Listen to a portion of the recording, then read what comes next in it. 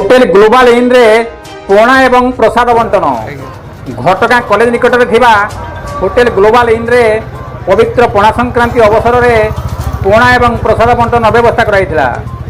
Hotel रो मालिक शेख इमरान को प्रत्यक्ष तत्वावधान में कर्मचारी माने पणा एवं प्रसाद बंटन करथिले।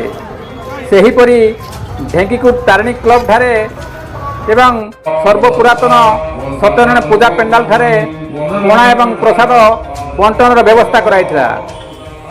कमिटीर पंचानन मंडल सुशांत मंडल देवा मंडल सातकी गिरी महेश्वर राउत दुखबंधु राउत रवींद्र मंडल विजय मंडल एवं अन्य माने एथिरे सहयोग करथिले।